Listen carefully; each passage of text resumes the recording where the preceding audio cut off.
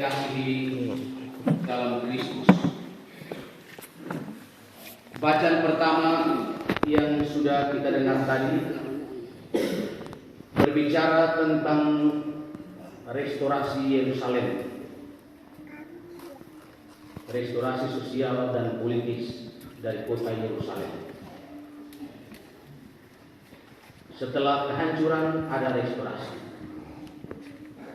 Secara sederhana, restorasi itu suatu usaha memperbaiki apa yang sudah rusak. Bisa juga dimengerti sebagai upaya mengembalikan sesuatu ke keadaan semula. Kalau bicara tentang restorasi sosial, artinya ada kerusakan sosial yang perlu diperbaiki. Kalau bicara tentang restorasi politik, artinya ada kerusakan politis yang mesti diperbaiki. Kalau bicara tentang restorasi budaya, artinya ada kerusakan nilai-nilai kultural, nilai-nilai budaya yang mesti diperbaiki. Secara sederhana, restorasi artinya perbaikan terhadap kerusakan. Yerusalem rusak, hancur, mengalami katastrof karena dosa. Mereka tidak setia kepada Tuhan. Karena itu mereka dihukum. Kota mereka dihancur-leburkan oleh musuh. Mereka dibuang dan mereka mengalami pembuangan ke Babilonia. Lama sekali mereka ada di situasi pembuangan. Dan dalam pembuangan itu mereka menangis. Mereka merefleksikan pentingnya kembali ke keadaan semula. Yerusalem yang damai, yang harmonis, yang sejahtera hancur lebur, rusak total. Dan orang-orang Israel ingin kembali. Di tepi sungai Babilonia mereka menangis, menatap kota mereka yang hancur. Ada lagu bahasa Inggris kalau di pesta orang biasa buka, By the rivers of Babylon. Nah, itu lagu sedih sebenarnya. Di tepi sungai Babylon kami menangis. Kami melihat kota kami hancur oleh musuh. Itu lagu sekarang orang itu lagu sedih sebenarnya. Orang sudah berubah menjadi lagu seperti lagunya Bento. Lagu Bento yang anak muda.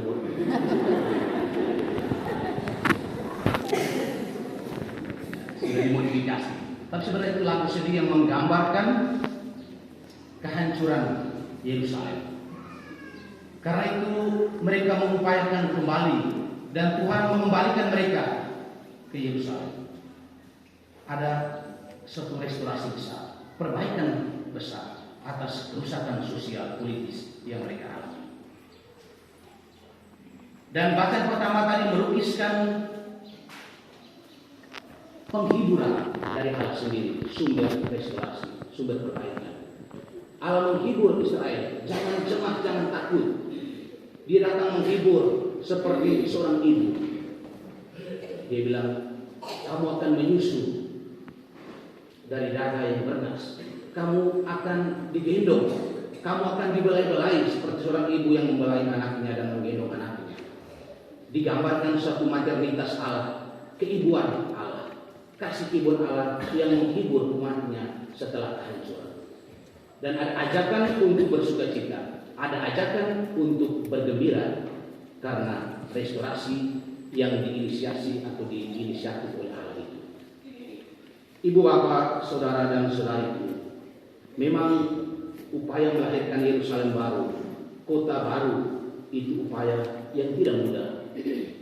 Ada sakit untuk melahirkan sebuah kota baru, melahirkan sebuah tatanan baru.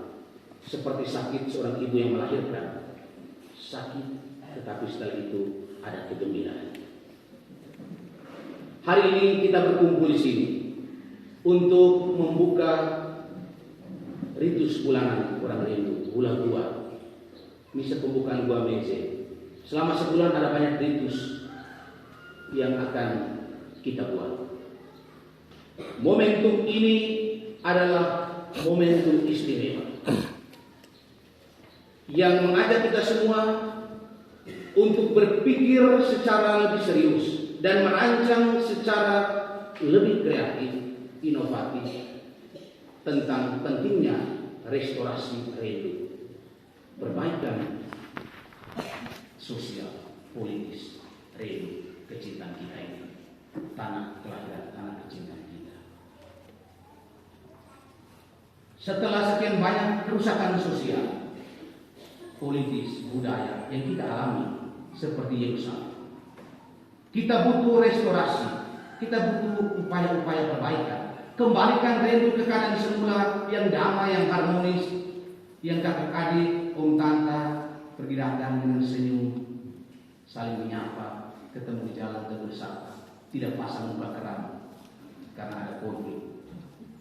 Itulah upaya kita yang harus kita galakkan, terinspirasi oleh perayaan ini, perayaan misa pembukaan Gua Meze.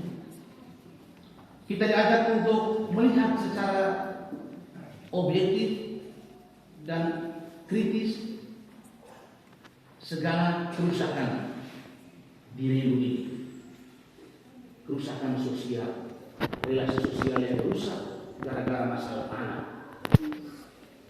dan persoalan waduk.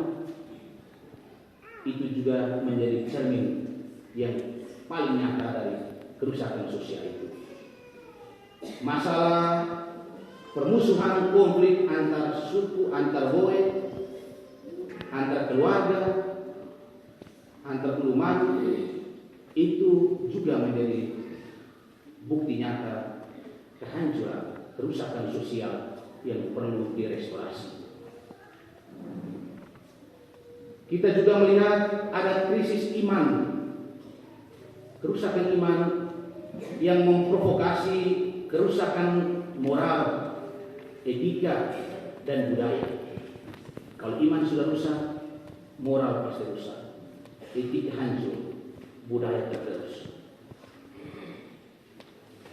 Ada kerusakan lain yang kita lihat di depan mata terkait perpecahan,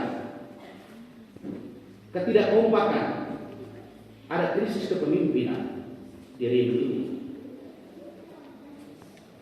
Dan masih banyak kerusakan sosial, politis, budaya di rindu ini yang kalau ditanikan atau disebut satu persatu rasanya tidak cukup disebut dalam momen khotbah seperti ini, terlalu banyak. Kalau dibuat list, diregistrasi baik, pasti banyak sekali.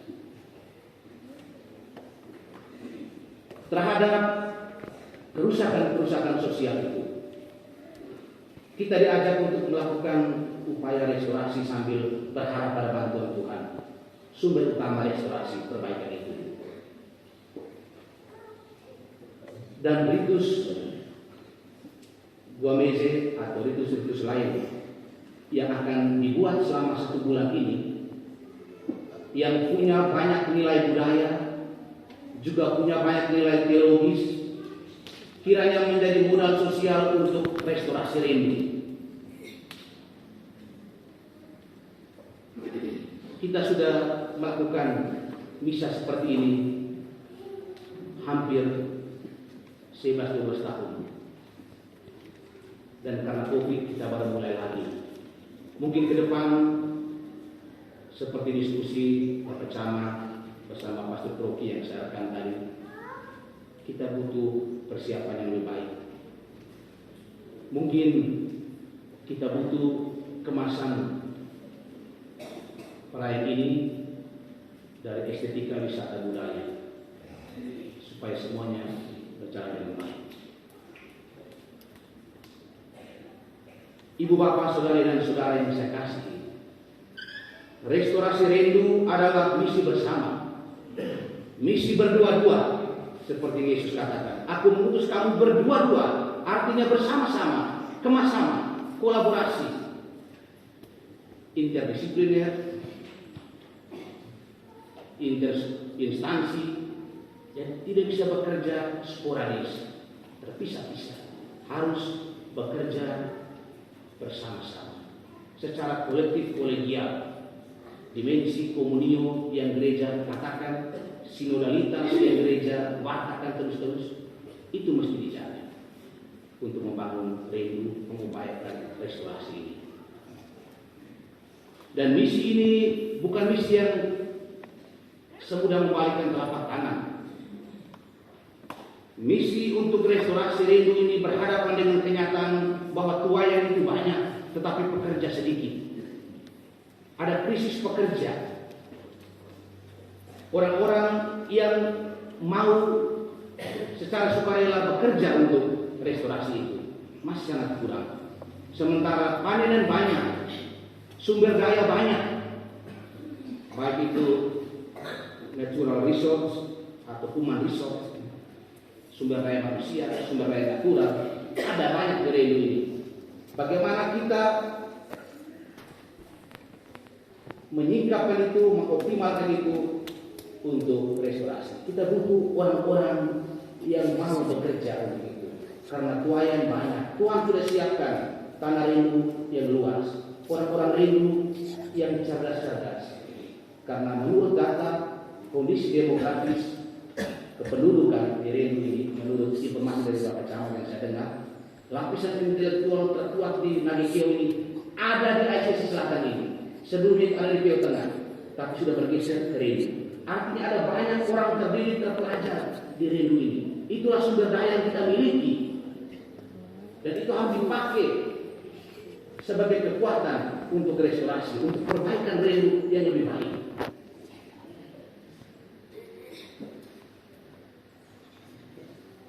Tapi ingat, misi untuk restorasi itu adalah misi yang penuh tantangan, seperti domba yang diutus ke tengah-tengah serigala. Ada juga manusia-manusia berhati serigala yang sungguh-sungguh menunjukkan bahwa saya serigala, tapi ada juga yang menunjukkan dia itu serigala berbulu domba. Dan itu Yesus sudah ingatkan. Dan kita tidak perlu kaget, karena memang ada manusia seperti itu di tengah kebersamaan kita. Tetapi pesan Yesus hari ini menemukan kita untuk suatu restorasi besar, restorasi sosial politik di Rindu ini. Yesus tegaskan, jangan membawa pundi-pundi, jangan membawa bekal, kasut, dompet, dan lain sebagainya. Itu mau katakan bahwa kita mesti berharap penuh pada belas kasih Allah. Percaya bahwa Allah menyiapkan segala yang kita perlukan dalam karya misi kita. Jangan cemas, tetapi harus optimis. Jangan memberi salam selama dalam perjalanan. Yesus tidak mengajarkan kita untuk antisosial, untuk tidak tegur sapa, tetapi yang mau diingatkan melalui kata-kata ini yakni janganlah kita membuang-buang waktu berlama-lama hanya untuk urusan salam menyalami, urusan kekeluargaan, lalu lupa akan tugas yang harus kita buat. Kita mesti fokus dan total pada misi yang harus kita laksanakan. Ditegaskan tentang pentingnya totalitas dalam kerja, fokus yang pasti, orientasi yang jelas dalam kerja. Yesus juga mengingatkan kita supaya jangan berpindah-pindah rumah, menghargai kebaikan orang lain, bersyukur atas apa yang kita terima, dan setia dalam hidup ini. Sudah 10 tahun orang Rindu tidak ada anggota DPR. Pemilih 4.000-an orang. 4.000 pemilih, tidak ada satu anggota DPR. Kalau ada yang berprinsip, kita hancur sama-sama, lebar hancur sama-sama daripada ada satu yang maju. Ini prinsip yang keliru yang mesti kita tinggalkan, dan kita mesti menggagas secara politis upaya-upaya kita ke depan supaya ada keterwakilan dari Rindu ini di berbagai tingkatan istimewa di legislatif.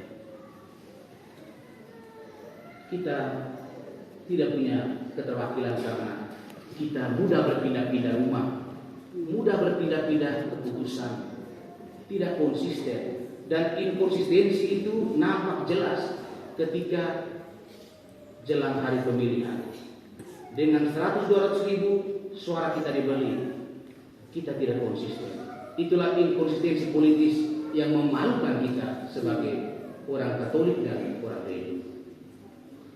Yesus ajak kita hari ini untuk menyembuhkan orang-orang yang sakit. Ada banyak sama saudara kita di sekitar kita yang mengalami sakit psikologis, sakit fisik. Kita diajak untuk memberikan kesembuhan kepada mereka. Kepada kita masing-masing sudah diberi kuasa untuk mengusir setan, menginjak ular dan kalajengking seperti dikatakan dalam Injil tadi. Artinya melalui pembaptisan kita sudah menerima kuasa itu.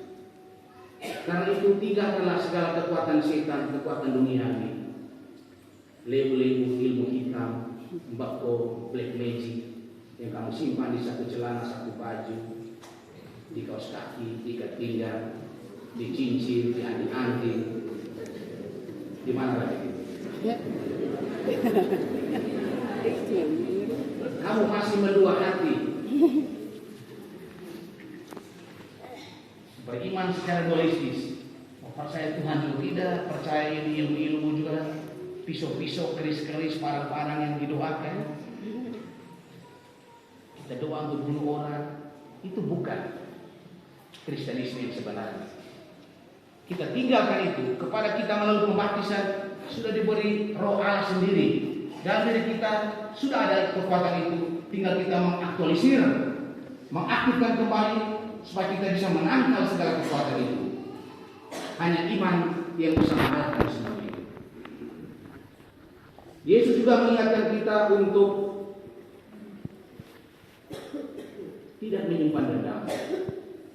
Dia bilang kita harus memberi salam, damai sejahtera.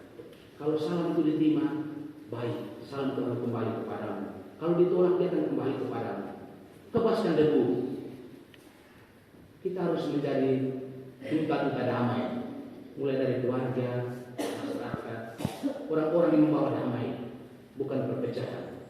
Salam, damai sejahtera. Itu Yesus minta. Itulah nilai kerajaan Allah yang mesti kita wartakan.